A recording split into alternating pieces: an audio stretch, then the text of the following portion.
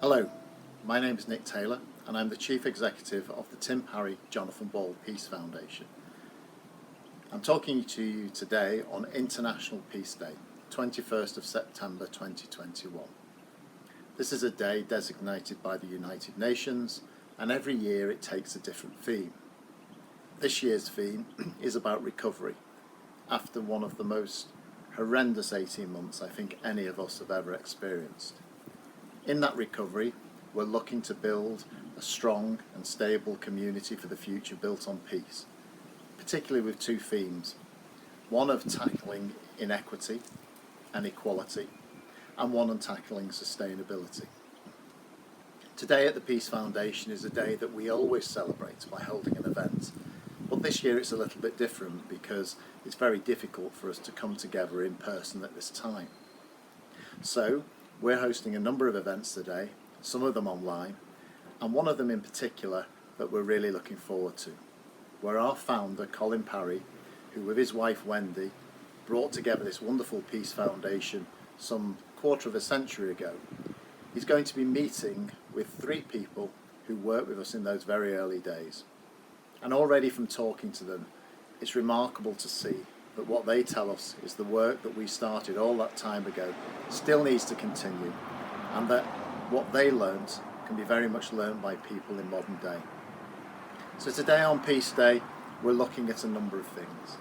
We're looking at how do we recover from this pandemic? How do we recover from this public health crisis? How do we deal with peace in this world? And what is peace? To me, of course, peace is a simple premise. It's about recognising that conflict exists in all walks of life, whether that be in our individual lives, in relationships, in families, in the neighbourhoods in which we live, in communities, or even between nation states. But it's also about a realisation that whilst conflict exists, you don't need violence to solve it. You can resolve conflict in many different ways, particularly through the use of dialogue and communication and listening. Of course, the pandemic has come as a great wedge between us all. It's driven inequality, and that's something that we need to tackle going forward. And the amazing programmes and services that we offer at the Peace Foundation are now needed more than ever. So today on International Peace Day, it's about reinforcing that. And if it's something you want to learn about, then please visit our website at peace-foundation.org.uk, and you can find out all about what we do or make contact with us. You can follow us on our social channels, and of course watch the special events that we've got planned today, particularly the audience with Colin Parry, where he talks to some of the young people that we worked with all those times ago, and they tell us what they learnt at the time and how it shaped their lives. And by watching that, hopefully we can look at making sure we can shape other lives for the future. So today is a celebration. It's the United Nations International Day of Peace, and let's hope that we can all work together for a peaceful future.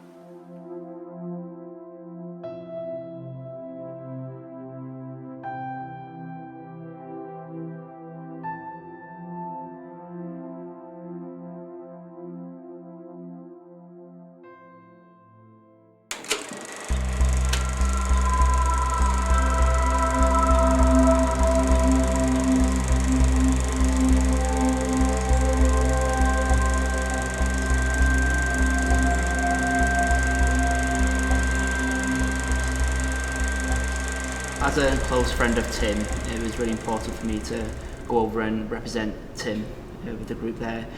But also it was a great chance for me to learn, so I was very keen to learn about other people's perspectives, what the Troubles meant to people over in Ireland. And seeing stuff that you see on the news, again, that you don't realise actually it is going on and it's not just on the news, that kind of thing. So that was an eye-opener.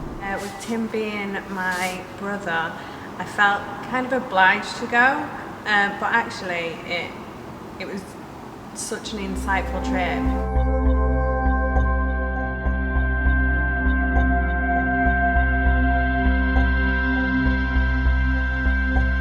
When you came onto the programme in 1998, you were 16 years of age, and you're now 20 odd years older, you're all in your late 30s. When you think back to those early moments when you arrived in Northern Ireland, what were your feelings? Were you at all afraid or uneasy? Yeah, so I think that there was a lot of feelings. I think I can remember being quite guarded about opening up about things that were very sensitive still to me at the time. But throughout the week is that, you know, we were all a similar age, we all had similar interests, and you learn so much and you start to become empathetic about things that they've gone through in their own childhood as well. And I always remember thinking, you know, what we went through in one day that changed our lives forever. Some of these kids were going through this on a regular occurrence and it almost became part of their life. And just throughout the week, you just built up so much trust, so much understanding. I think it takes you out of your own bubble, and exactly what Gaz has just said, it opens your eyes to actually things that are truly going on, and just makes you a little bit more compassionate about other people's situations as well as your own. And I just came away thinking I'd learned so much, and like I said, you know, this is stuff that I've taken through for the rest of my life, and now instilling my own children. You made proper friends over there, and I remember us all coming back really having an amazing week. I remember that, especially towards the end. We had a big party at the end, and everyone was just like we were all just been mates for ages. All 16 and 17-year-olds together. Yeah, I actually stayed in touch with one of the girls, Kate her name was, for quite a while afterwards, and she met my daughter, and she, you know, we went out a few times because I think she was studying in Liverpool. Typically today in a modern school, lessons don't include anything about political extremism or terrorism, maybe because they're sensitive subjects. And the nature of terrorism and threat today comes from a different source. How do you see the Peace Centre as having a role in combating those kinds of threats? I think the principles that we were taught on the scholarship back when we were 16 still stand today. It's sort of talking, breaking down those barriers, sort of working through that conflict together, and it's such a simple concept, but actually that's still needed today. Still think that's what's key. I think that's what we learn. It's a skill, isn't it? It's a skill to break it down, I think, and that's one of the things that was taught from being 16. You carry it through into your 20s, your 30s, next year our 40s, and it is a skill to, and you know, it's not, for me as well, it's not just in terrorism, it's conflict in anything. Yeah. You know, it could be anything, especially now in the digital world, the social media. In light of what you're saying about the abundance of social media, is it a risk that increasingly people don't talk to each other directly face to face and meet as much as they used to do? They hide behind the screen, you know, keyboard warrioring or whatever you want to call it. People do hide behind. And make opinions very quickly. You know, people bit too quick. You know, they'll see something, they make their opinion, and that's what leads to prejudice and racism and things like that. And you know, our role as parents now is to make sure the next generation are better than what we were. And I always believe that. And it's, you know, as a kid growing up today, and as Gemma said, in the social media world, it's really, really tough. And things like the scholarship is still so relevant today. You know, probably even more relevant actually. If I look back and reflect, it's the scholarship which had more impact on me, even more so than school, because you sort of down tools, you go back down to talking to each other face to face, understanding other people's opinion, and you learn so much from that. More than I think you realise at the time, but on reflection now, they're the things that stay with you empathise, you understand people's opinions, and I just think there needs to be more of it today.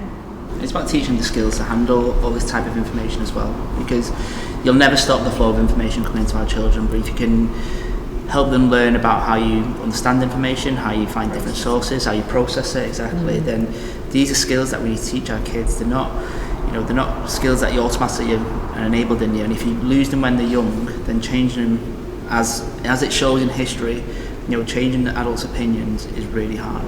They need to know what's going on in the actual real world. Yeah, they do. And what faces them over the next 20, 30 years, you know, like, again, for example, Afghanistan's, a lot of them are coming over into the UK at the minute, and realistically the kids should be taught and have skills taught to them on how to deal with that when they come face to face with it. Well, as it happens, the Peace Foundation has offered the council, Warrington Borough Council, the option of housing up to 30 Afghanistan refugees here in the Peace Centre. If that were to go ahead, would you three be willing to engage them, to meet them, to talk to them, to perhaps be part of the process of helping them feel at home in this country? I think that would be amazing for people to experience. I think for younger children as well, if they were taught the skills on how to bring them in rather than push them out, it could be a whole different story. Well, wrapping it up, you think there are things we did then that we can still do now, facing different challenges, and the Peace Centre is at the heart of all that. Yeah, and we had a great time. Absolutely, and it's great. Yeah, it's fun. I just look back. It was interesting because when we were, you know, you get used to your normal life, and these just become memories. But then when, you know, just seeing Gemma and Abbi today and reflecting on some of the things and, you know, bringing back memories, it was an amazing week. It was an absolutely amazing week, and actually, when you think we was 8 children out of Warrington that kind of was handpicked. It's actually, when you're older, like you say, when you reflect on it, it's quite a thing, really. It's a privilege, isn't it? To go a privilege, yeah.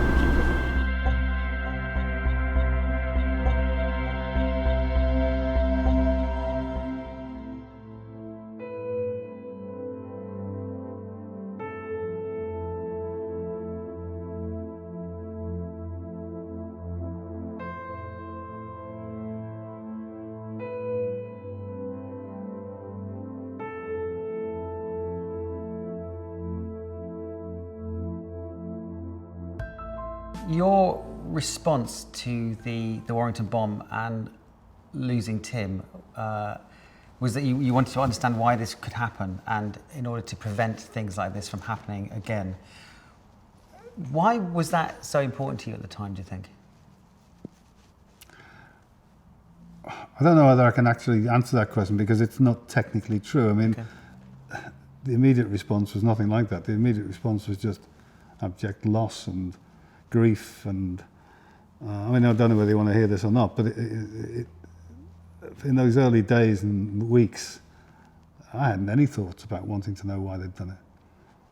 And I think the trigger for that was when the media started to camp outside the house and want to know how we felt and how the family would cope. And then the BBC approached us to make a panorama special, and that was a really major chance to do what you just said, which was to try to find out why, because it was all around going to Ireland, north and south, and going to Boston in the US to meet Irish Americans. And the making of that programme was a month, and it was almost entirely a depressing experience, apart from one bright day. Just about everybody we met was resigned to this being an everlasting conflict to which there was no solution. But the one bright day, if I can focus on that, was a day at a peace farm in Coleraine in the north, which was run by a group called the Peace People, who are no longer there, but at the time they were a large and an interesting charity that was trying to bring both sides together. And the Peace Farm was that weekend playing host to a lot of young people from Northern Ireland who were mixed, Catholic, Protestant, Republican, Unionist, and every shade of opinion in between. But the one thing that they united around was that there couldn't be a solution to the problem through the armed struggle. And fearsome though the debates were, and occasionally hostile though they were, that unity around that principle gave us some cause for hope for Northern Ireland. And I think it planted the seed with Wendy and I that perhaps, maybe we could make some kind of contribution as English people who'd been sucked into this conflict and paid a very high price. And that led to us having a conversation with a local youth leader who our kids knew, a man called Dave Reed, who I think you know. And we put it to Dave that we were thinking of bringing young people from Belfast, Dublin and Warrington together. But we'd need his help as a youth worker to think about ways in which the week could be constructed. And that was something that we called the Tim Parry Scholarship, which was the very first activity that we were engaged in, which preceded the creation of the foundation. I remember at the time of the bombing, the conflict in Northern Ireland had dominated the news, didn't it? It was a thing that kind of wouldn't go away. But I remember pivotal moments, and you being in the media was one of them, because it felt like something was shifting. That there was a shift away from, the cliches of retribution to something has to happen and something has to change. Yeah. Why do you think that approach is so important now? Do you mean a non-violent response?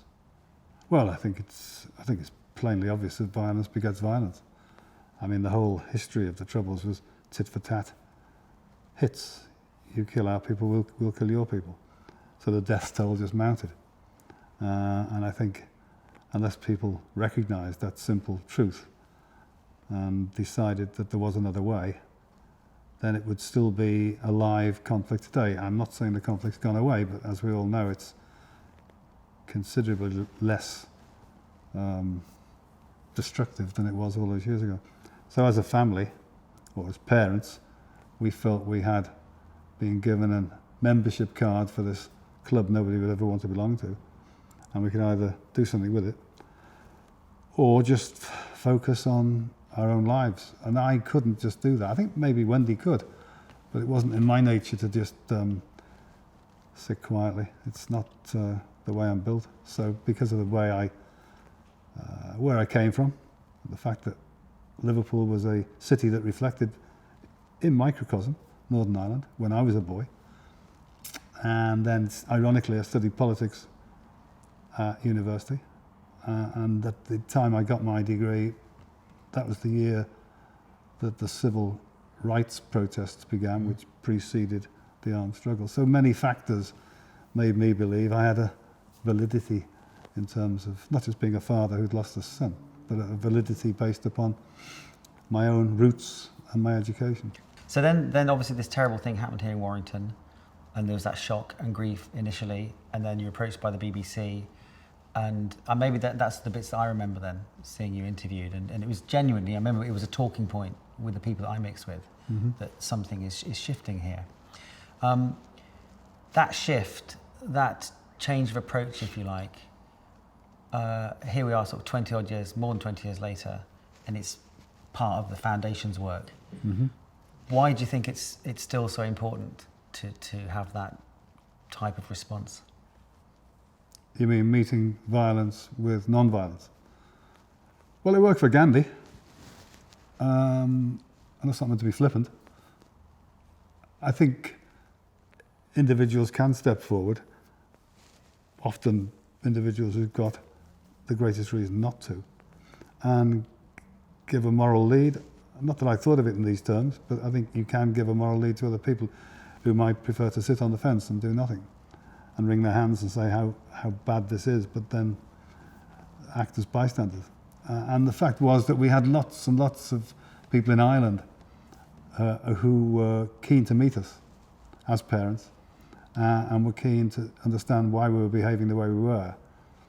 And I think we gave I didn't think it at the time, but I think we did give an impetus to the peace process. I know, for example, John Major, who was Prime Minister at the time, was deeply affected by Warrington. He thought about calling off imminent peace talks that were going to happen between officials and Messrs McGuinness and Adams, but in the end he didn't. He let it go ahead. And that was significant because the IRA leadership, I'm sure, expected those talks to be cancelled, but they weren't. And the IRA recognised as well that Warrington was very much an own goal. It turned people against them because the victims were two young boys out shopping.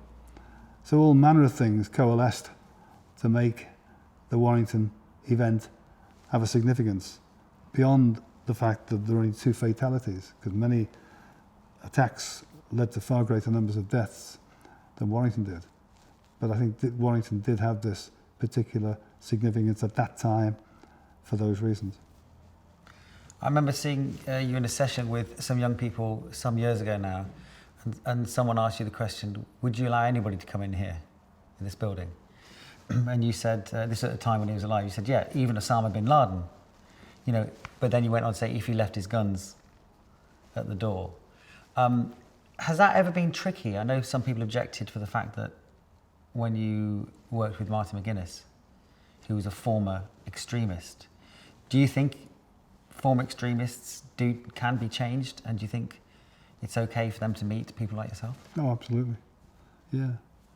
I mean, let's face it, you don't need to make peace with your friends and family and other people who think as you do. You need to make bridges with people who represent a different point of view.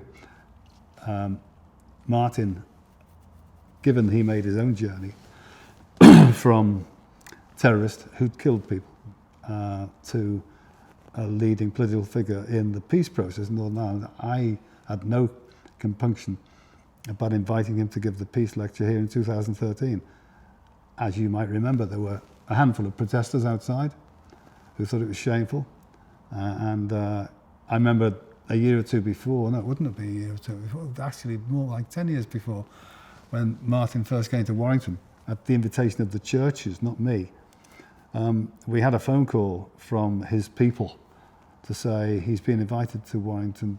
Do you know about this for a Christmas carol concert? I said, yes, I know about it. And they said, are you happy that he comes? Because if you're not, he won't come. He needs to know you and Wendy are happy for him to come to Warrington. Well, I said, yes, absolutely. And he came here to meet a number of people, and it was obviously filmed by the press at the time. And then we set off for Parr Hall, where the Christmas carol concert was. And as we walked across the road, only 100 yards, to the entrance to the theatre, there were people shouting scab and traitor to me for being able to walk alongside Martin McGuinness. And you know, your son will turn in his grave, that kind of thing, which, whilst it doesn't weaken your resolve, it hurts. It hurts, and it makes you question whether you're doing the right thing, only momentarily, but I did think, is this something that I should be doing? But in an instant I knew it was. And the interesting thing is, before he lost his life 2 years or so ago, we'd met several times, and it was actually a warm relationship. He was a man who's very easy to talk to. And as a human being, I had to accept that his inner core was decent, despite what he'd done as a young man. And I don't know whether he regretted his former life or not. We didn't talk about that too much. But the man who I came to know had become a genuine peacemaker. And in this building, there have been similar stories where the perpetrator has been in the same space as the victim, and they've had a dialogue. And that's been quite impactful for the young people that have witnessed it. What do you think needs to happen to encourage more people to think like this? I think for more people to do it, they have to believe in the reasons for doing it. They have to believe that peace is built by meeting people who you're not at peace with, or people who aren't at peace with you. I mean, if you care about peace, it's not just an abstract notion. Peace is a process. I'm not even sure peace is a goal. It's a process towards a better life for more people. And there need to be more people who are prepared to make that uncomfortable journey, and it can be uncomfortable, and it can be unpleasant, and it can feel like it wasn't the best move after the event.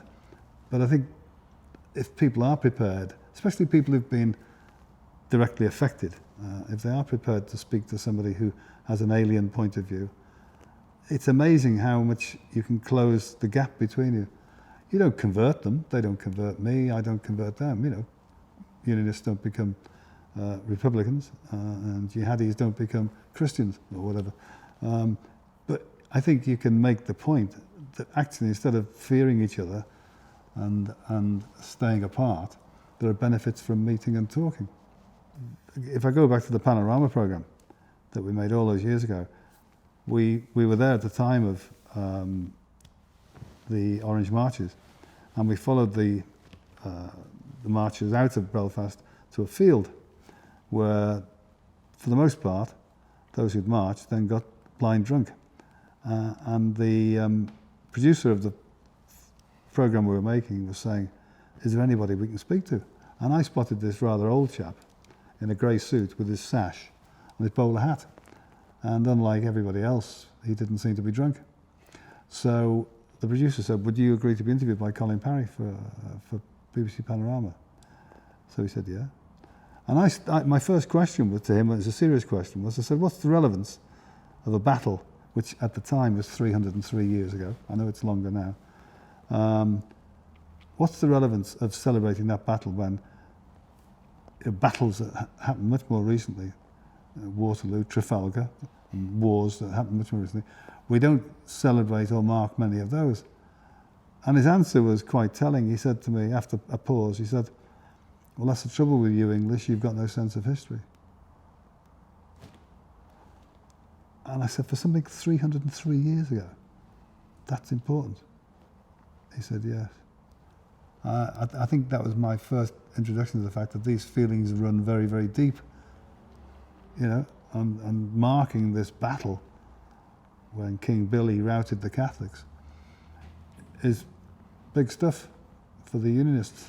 It's interesting, and it happens in other places too. In the former Yugoslavia, there are young people who are sort of in their 20s and 30s now who talk about the Battle of Kosovo as if they were there. Mm. It's a human thing, isn't it? Sort of dig back into this and use it as a justification to keep that divide. Absolutely right. It's the absence of meeting, it's the absence of discussion where falsehoods flourish and hatred takes root. Because it's easier to hate somebody you're never going to talk to and just treat them as some ogre. But when you meet people from the other side, you know, they do the same things we all do. They eat, they sleep, they have a job, they support a football team, they have views about the political parties in this country and so on. You know, they're a microcosm, as we are, of mixtures and opinions and everything. And they're not ogres. Well, some are, but by and large, the people we demonise aren't. Going back to something you were just saying about, you know, this whole thing about advocates for peace being sort of wishy-washy, I think that's the perception, isn't it? That it's kind of a almost not an easy option, but it's a soft option. Whereas I actually think to play the contradiction and to not fight fire with fire takes more resolve and is much harder. It must be very hard for you at points. Yeah, I mean, those people who screamed traitor at me crossing the road, it shakes you. It doesn't shake you to the point where you stop believing what you believe, but facing hostility is very unpleasant from wherever it comes. And people screaming in your face, frothing at the mouth, and doing that. It's very hard to have a dialogue with these people when the sap is high. But one way or another, if we get them into a program context and we get them into this place, or our people go to their place, doesn't matter, then we can effect change. And we do effect change, and I'm certain of that. But when people are in that rabid dog phase of their life, where all they want to do is yell at you, and I've had people yelling and frothing at their mouth in my face, I've just walked away. Because there's no point in trying to have a dialogue at that moment in time. They really just want to hurt you. And I don't particularly want to be punched and beaten. But again, you've got to engineer the times and the places and the ways and means of getting dialogue underway. And that's the brilliant thing about the foundation and this Peace Centre and our team. Yeah, sometimes it's really important to try and speak to people who don't want to be spoken to, but timing it right. Yeah. We had a former prisoner of Guantanamo Bay come here. Yeah, I met him. Yeah, and he'd been to a Jewish school, although he was a Muslim. He greeted the Jewish group in Hebrew because he could speak, and it was, you could see it completely changed their perceptions that they had. And he said, you should never let your oppressor become your teacher, and you should play the contradiction and don't mirror them, in a sense. And I think that kind of fits. Many years ago, and I can't remember what year it was, probably 15 or more years ago, I got a call one Sunday from Kelly, and we had a Jewish group and a Palestinian group in the centre. They were passing through basically, but they were here for several hours, I think. And she said she couldn't get them to talk to each other. They were in one of our rooms, but sitting on opposite corners. And she said, I know I'm dropping it on you, but would you possibly mind coming down and speaking to them? So I came down, and they didn't have a clue who I was. So I introduced myself, and I explained what Wendy and I had suffered and what we'd created here. And I simply said to them, you know, if I, as a father whose son has been taken by a terrorist, can speak to those terrorist groups, then you guys can speak to each other. Despite whatever hurts you've suffered at the hands of the other side, you can speak to each other. Because if those who've lost the most can do it, and I'm one of them, so can you. And they did mix. You would never say that it was warm and friendly, but they did mix. They ended up talking to each other, even if it was through gritted teeth, they talked to each other for the duration of their time here. And I remember Kelly said to me, the message was very simple. You know, do as I've done, basically. And that's why, you know, people like Wendy and I have a place in the peace process, and we have a voice, and we have a right to be players. But of course, we now play it out through the foundation and the Peace Centre. You know, this is a cathedral of peace building. It's an iconic building, and there's nobody comes here who doesn't think, wow, it's big. Wasn't expecting there's something this big. It's colourful. It's an interesting, fascinating building. The work that we do here is maybe not unique, but the fact that it's only here to do that kind of work, I think has a powerful impact on people. And so the more we get here, I think the more impact we have. Of course, we work away from here as well, as we have to do. And our work out in the field is every bit as important as the work we do here. But this building has its own power. I've heard so many young people who've been here for a day or a week, and they were rebellious at school, they were difficult kids, they're troublemakers by their own admission, and yet this has had some kind of calming effect upon them. And they've gone away from here with life lessons, and they've changed, and they've changed. What sort of things have you seen here then, that or heard about that make you say that? Well, I'll tell you a true story. It wasn't actually somebody who came here, but it was the first living example of a young person who was changed by one of our programmes. It was the Tim Parry Scholarship Programme, which only used to be in Ireland because we didn't have this place then. And he was, as I remember, a 19-year-old boy, young man, who wrote Wendy and I a letter. And I can't tell you the whole letter, but essentially he said that before he went on the scholarship programme, he was a Republican. By the end of the programme, he was still a Republican. His politics hadn't changed. But at the time he joined the programme, he was a Republican who thought that if the politicians couldn't change things, then in the end, violence was legitimate. But by the end of the programme, which was a one-week programme, that's all it was, where he spent time with other kids from Ireland who were from a unionist background, and kids from the south who were perhaps Republican but soft Republican, and English kids who didn't know what they were, he recognised that it's far more important that you lived for your country than you died for your country. And they were his words. And I remember reading this out at a conference in Dublin, because we'd literally got the letter, I think, a night before I was due to speak at the conference. And you could hear a pin drop. And it was me quoting a young man. It wasn't me inventing a theoretical model. It was a young man. And years later, he got in touch with me again. He became a lawyer, as I remember, in his 20s. I don't know where he is now. He's probably still in Ireland. But I was mightily impressed that our programme, which we hoped made a difference. And he was living proof. Yeah, and there's probably hundreds of cases like that. Multiple stories like that. We just don't. But I don't meet the kids now who come in here, as you know. I mean, my role isn't to come in and get stuck into the programmes. So, but I believe that was not a unique experience. It can't have been a unique experience, and especially when you factor in this building, which wasn't part of the programme he was on. Yeah, exactly.